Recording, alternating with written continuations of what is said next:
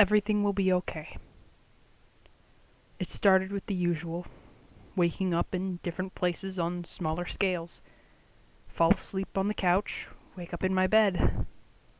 Oh, Randy, it was the same at your age, my mother used to say, with smiles and turn-aways that marked the end of discussion.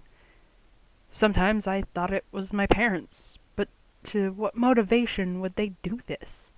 When I'm soundly in my bed, pick me up and lay me gently on the kitchen floor? No, this was me.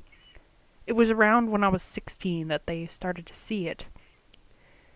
My older sister, Anne, 18 at the time, would be dozing by the TV when I'd saunter in and so very purposely sit beside her. Sometimes she thought I was awake, only to have me not recall it the next day. Then the talking started. I'd walk into her room one late summer night while she's up on her computer and stare blankly at her. She'd question me and I'd answer yes to every question, open-ended and all. "Ren, are you okay?"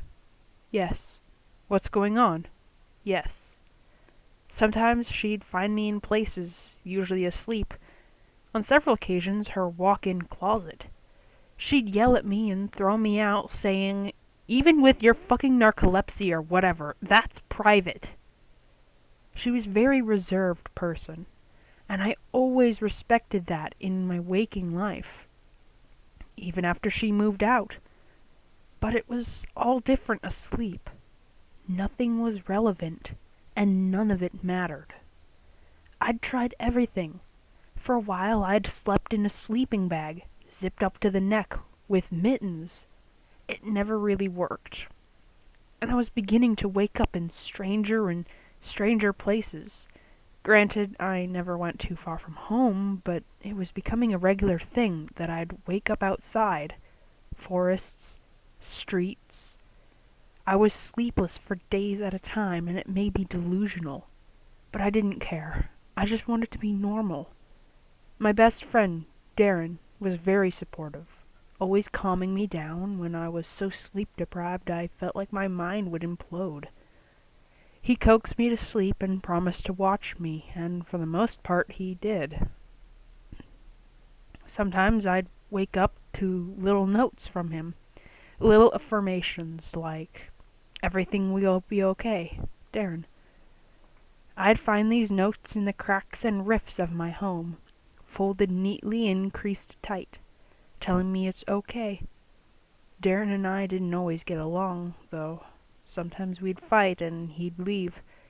The guy had a lot of problems, maybe some form of manic depression. That's when I find the malicious notes, the notes that told me to fuck off and get over myself, which eventually progressed into darker territory.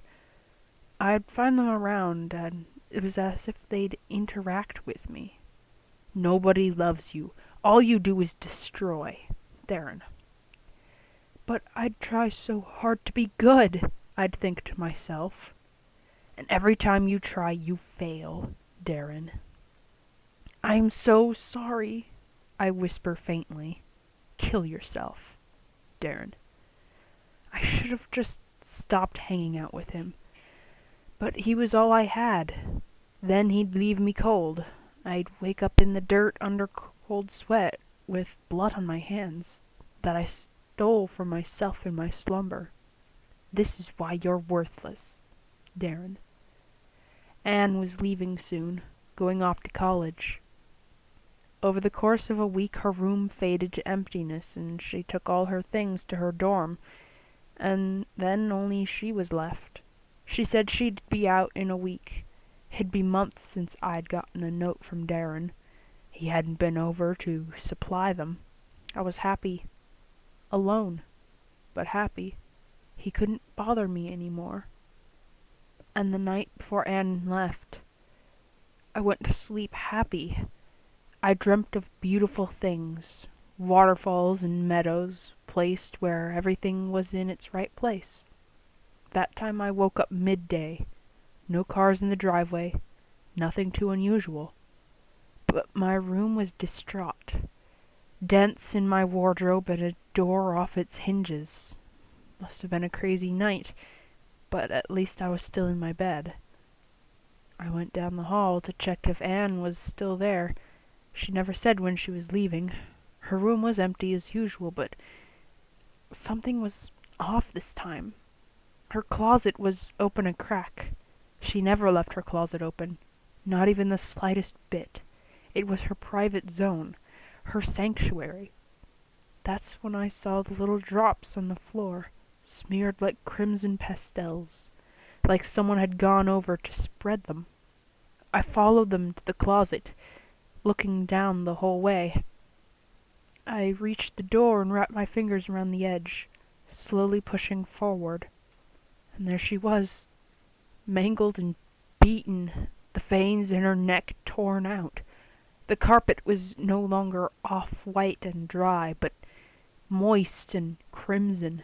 It was as if she were mauled by an animal. And I saw it. A little note on her chest, folded with the care and precision Darren had always prided himself on, but the signature was different.